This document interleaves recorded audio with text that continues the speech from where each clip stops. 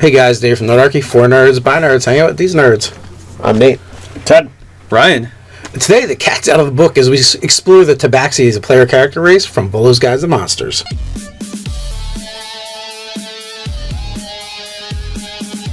Jump down in the description below where you can find Nerdarchy the newsletter, learn how to game with Nerdarchy, as well as get weekly tips. The Tabaxi, now is this different from the quote-unquote Catfolk, or is this the new iteration?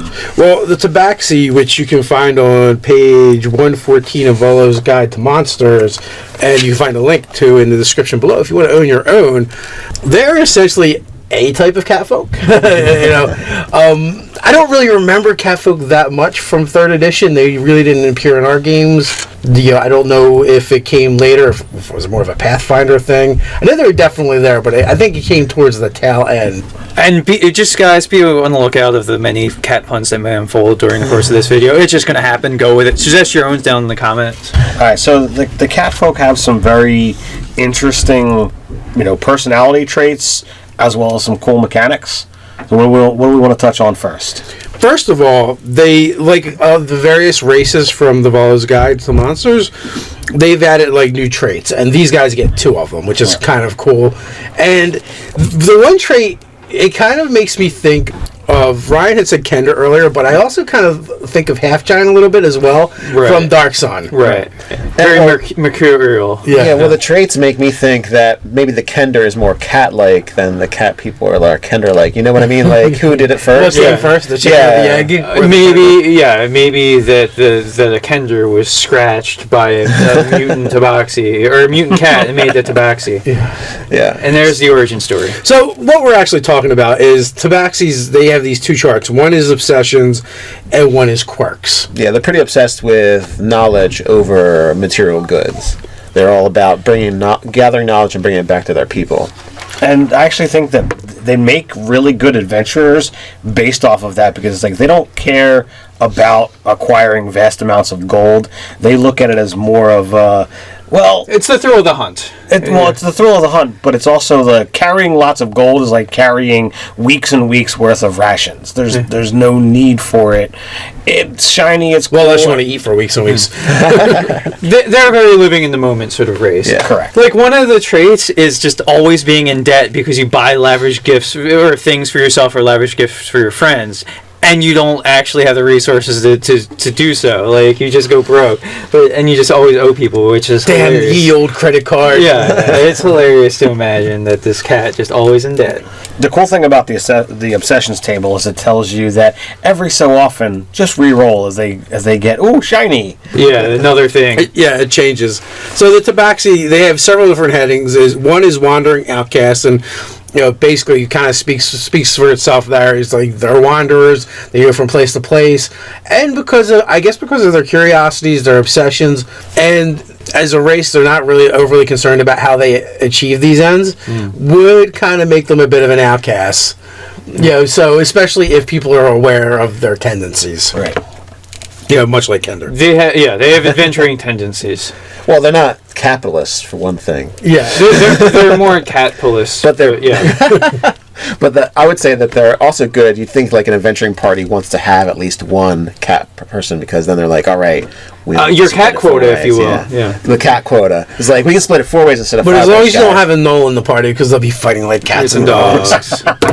Yeah. Barterers of lore is one of the other headings. So this is more of what you were speaking to, Ted, is the fact that they value information and things that are new over material wealth. Right. They want to experience the new in the novel. It actually goes into that they might make something, and they'll sell it to you for a tale or for information. They don't want the gold. Not their own tale, but a story. Someone else's tale. Other thing is fleeting fancies. Now we discussed this we touched on with that obsession table where it says to roll. I won't go back to the obsession table. We'll probably read from that one. But it goes back to saying that they change their mind all the time. They're whimsical. They're like cats. You never know what the fuck the cat really wants. They have all the temperaments. If you wanted to make a cat that's based on Mr. Whiskers, your cat at home, you absolutely can make that cat. Yeah. It's all right, pet it, pet it, smack. yeah. Pet me, not there, I bite you. For a D4 plus strength damage. Yes. Yeah, or your cat, keeps you up for hours because it wants to eat. You put food in its food bowl, it looks at it, spins around, and walks away. That's not what I wanted. Tinkers and minstrels. Now, this part I found a little bit interesting. Not so much the minstrel part, the fact that they travel around, they want to tell stories, that kind of stuff. That makes sense. But the idea of tinkers is their curiosity kind of extends to objects as well, and they like to take things apart. And the tinkers and the minstrels in this section is a way for them to actually sate their wanderlust without actually being adventurers and being in danger. Right, it's experiential of handling new things, new objects. So that I could see them being craftspeople as well, because it's the experience of making that thing.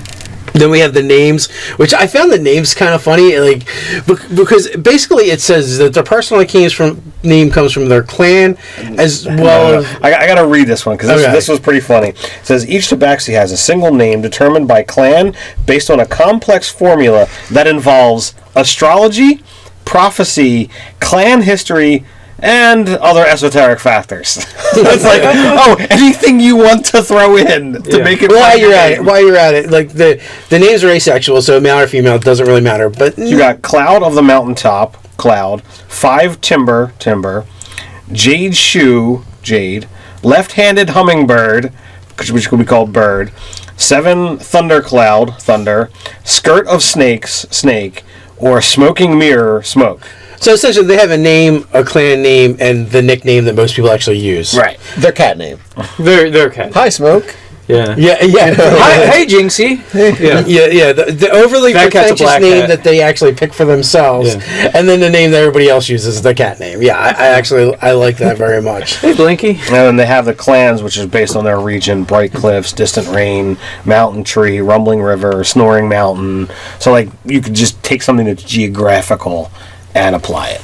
Yeah, it's wherever you put your cat people in your world. And then we also have, so now we get into Tabaxi personality, and that's where the obsessions and quirks actually fall. My curiosity is currently fixed on, roll a d8, a god or planar entity, a monster, a lost civilization, a wizard's secrets, a mundane item, a magic item, a location, or a legend or tale. And as soon as they get it, they can dive into it, and as soon as they've digested all of the information or, gotten everything they possibly could out of it, roll again.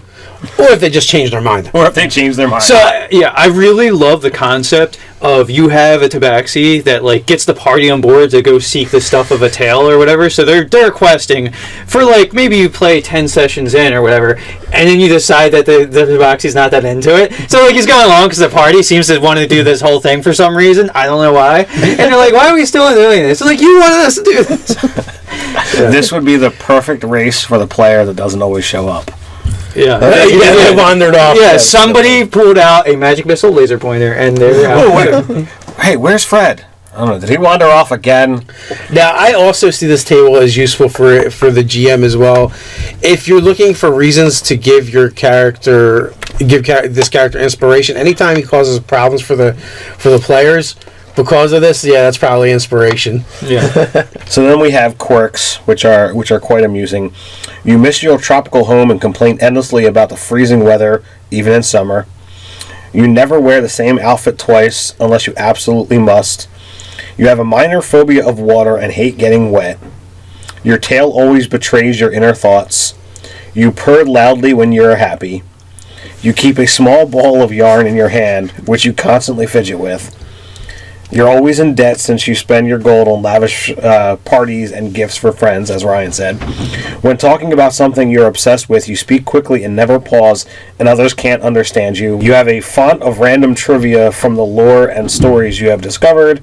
And lastly, you can't help but pocket interesting objects you come across. And it doesn't say it, but that even means if it's not yours. Klepto kitty. Tender kitty. These guys are pretty cool, and once you actually jump into Pounce even.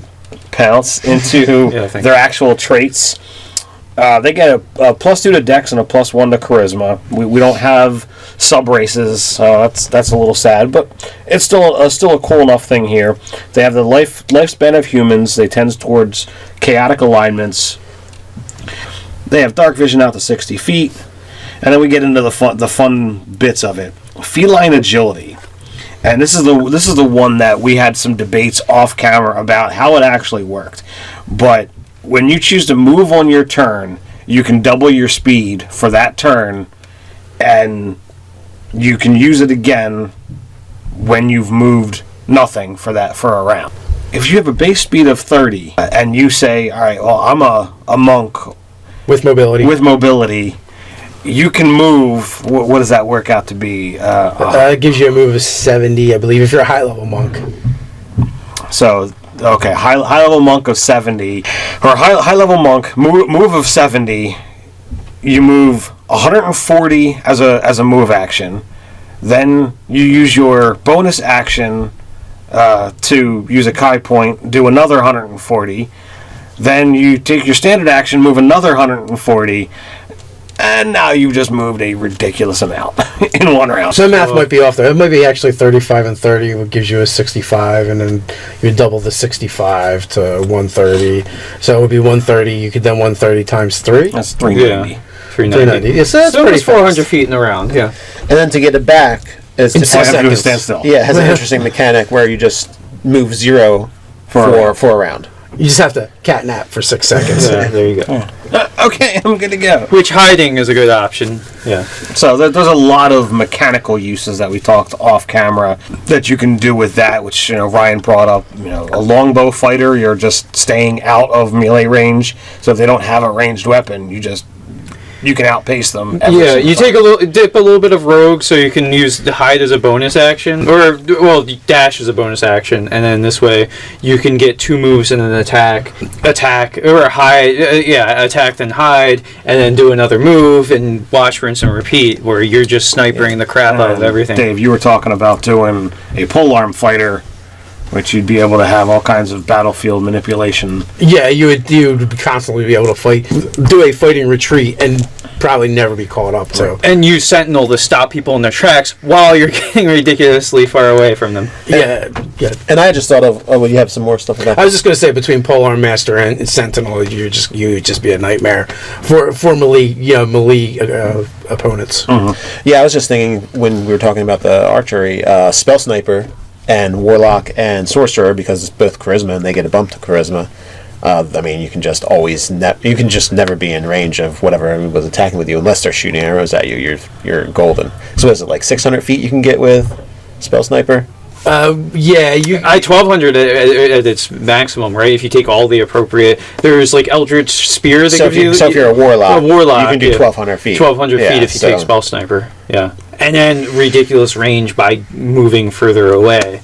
So lots of mechanical advantages there. We move on to Cat's Claws, which actually gives you 2 benefits. You have a climb speed of 20. The climb speed's pretty awesome. That's really cool. Absolutely. No making checks. You just go. And then your natural attacks do D4 plus your strength modifier of slashing instead of bludgeoning. But I'm sure you could ball your hands up and punch people too, so you had the option of bludgeoning or slashing. Yeah, you just do less damage. Yeah, you do less damage, but there's some things that are vulnerable to bludgeoning damage. You punch like a cat person. Yeah. Then you get proficiency in perception and stealth, and you have the ability to speak, read, and write Common and 1 other language. So it's interesting that the Tabaxi don't have their own tongue as far as The languages. cat's got it. Yeah, the cat's got their tongue. Yeah. So they don't have their own language. Yeah. Yeah. So we were talking about good choices for it. Good class builds. Yeah. So obviously Rogue comes to mind. Rogue and Ranger, anything that's going to use Dex as a primary. So with Rogue, you could either be a cat burglar, or you could go with the Cat's Paw assassin build is another option as far as that goes. We were talking about the Meowth was a pretty good class option too. For supreme mobility. Yeah, because the Meowth gets Dex. Your Dex is something you're going to want. Charisma is kind of by the wayside, but you have that climb speed, which is going to be super useful I definitely see these guys being Way of the Shadow. when it comes to monk. They seem very ninja-like already. Getting access to stealth as a racial. Yeah. Well, and the climb speed. You have that climb speed, and when you start shadow walking, as well. And like, here's the thing: the way the movement thing is written, like, I don't know, that might even apply to your shadow speed, your shadow walk, because if it's just you move your movement, then literally it would be whatever your movement is that round. Right. So there's a lot of flexibility. They would make, like Nate said, these make great warlocks. They would make great bards. A dex-based fighter. An okay sorcerer too. They'd be pretty decent. Sorcerer. Well, I mean, No, the sorcerer is perfect too. The warlock and the sorcerer, they're going to need dex because they don't get all that much armor, and it gives them the bump to charisma. So it works out better there. The bard, what better for the clumsiest tabaxi ever, but to go paladin and dump your dex. Yeah, there you go. Yeah. Now, Then you're a cat in a can because you want to slather on the heavy armor. The bard, I think, fits just as good as anything else because they like telling tales and collecting tales. Yeah, I feel like they're all bards in a way. Yeah. They all have that storyteller. There's a sidebar about the Cat Lord, which is from back way in AD&D. The deity of the Tabaxi is a fickle entity, as befits the patron of cats. The Tabaxi believe that the Cat Lord wanders the world, watching over them and intervening in their affairs as needed. Clerics of the Cat Lord are rare and typically access the trickery domain. So we did bring that up, but just go back to the warlock one quick second. So obviously a natural fit for the warlock would be the Feline Pact. The Feline Pact would be the way to go. Why I brought up the Cat Lord is because I actually think he would make a better warlock patron than he would deity. Yeah, and for Fae again, yeah. I feel like it's another one of those things that's evolved over the different editions of D&D. Because he wasn't really he's a demigod, right? He's not really a big deity. Yeah, early on he was more like a unique being. He wasn't necessarily more like a demon lord without the demon parts. I mean, you've met cats, so maybe kind of demonish. Yeah. Some cats you've known. Oh, kind of like a unique legendary hero or something. Creature, more so than he wasn't really a god. Yeah, so you could go back to that mythos with the Cat Lord, and he would make a pretty cool warlock patron. And another thing too, because these guys get 2 skills, you go with the warlock invocation that gives you extra skills. You can make a pretty skill heavy one. Hefty skill monkey with this character, and they're between the dex based skills and the charisma based skills. It would make an awesome sneaky face character. Yeah. There we go. With a dark power. Well, one of the less darker powers, but it's a cat, so it's kind of dark. It can go either way depending on his mood. Yeah, exactly. It can murder chipmunks if it wants to. Yeah.